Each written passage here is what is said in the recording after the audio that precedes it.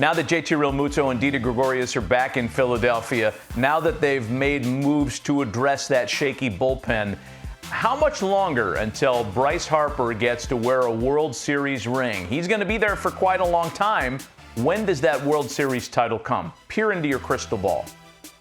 Well, Matt, exactly. So Punxsutawney Phil is in the state of Pennsylvania, so as is Bryce Harper.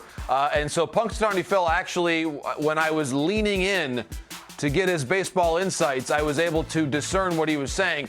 I think he's projecting it's still multiple years of a wait for Bryce Harper to win that long-coveted World Series. That division, Matt, is the best division in all of baseball. With all due respect to the Dodgers and Padres out west, in terms of depth, that is the toughest division right now to prognosticate. You have a team there in the Braves who was within one game and a couple brilliant Mookie Betts plays away from making the World Series in 2020. The Mets with all the moves they've made, Lindor going there, the Marlins breaking their playoff drought, the Nationals really, I think, augmenting their club. I think, Matt, it's still going to be at least 2 more years. The Phillies still with some bullpen questions to answer from our former colleague, Joe Girardi. Okay, let's keep you in the Keystone State in honor of Punxsutawney Phil and Pennsylvanians everywhere. Who is the next Pirate to be shipped out of Pittsburgh?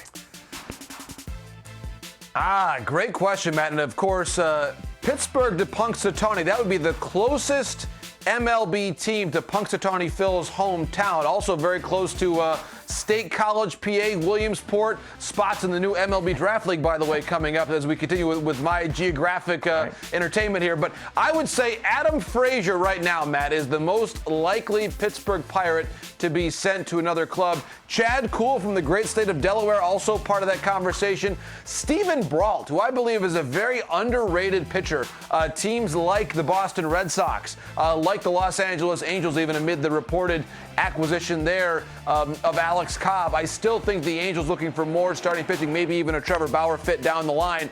But I look at that possibility. Chad Kuhl bouncing back from surgery, Steven Brault dynamic arm. But overall, Adam Frazier, I believe, is a very versatile player who, when you consider now the strong likelihood and the plan of a 26-man roster, versatile players like Frazier, all the more important, especially in the NL without the DH. So I believe other NL clubs calling there on Adam Frazier.